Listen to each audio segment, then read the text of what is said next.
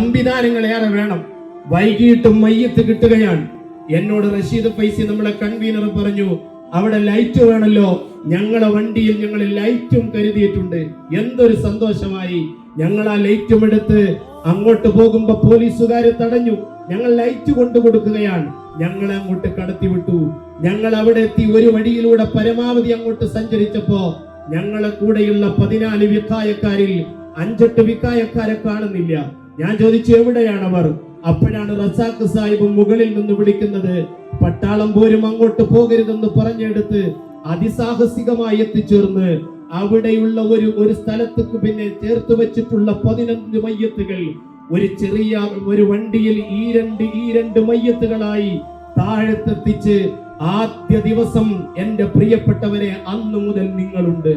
വയനാട്ടിലെ ഫൈസൽ നമ്മളെ ചെയർമാൻ അതിരാവിലെ അവിടെ എത്തി. ബാക്കിയുള്ളവരും ഒഴുകി.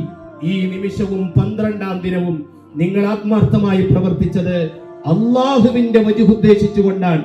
മറ്റൊരു നിയ്യത്തും നമുക്കുണ്ടാകരുത്. കാരണം ഇതിന് പടച്ചവന്റെ അടുക്കൽ കൂലി കിട്ടണം. അള്ളാഹു കബൂൽ ചെയ്യുമാറാകട്ടെ. അള്ളാഹു കബൂൽ ചെയ്യുമാറാകട്ടെ. സോഷ്യൽ മീഡിയകളിൽ ചാനലുകളിലൊക്കെ നമ്മൾ നിറഞ്ഞു നിൽക്കുകയാണ്. അതൊക്കെ കാണുമ്പോ ഞാൻ കുഴപ്പമില്ലെന്ന് ആർക്കും തോന്നിപ്പോകണ്ട. ചെറിയ നിയ്യത്തിന്റെ പാളിച്ച കൊണ്ട് പോലും നമുക്ക് ഇതിന്റെ പ്രതിഫലം നഷ്ടപ്പെടരുത്. ഇതത്രമേൽ വലിയ സുഹൃതമാണ്.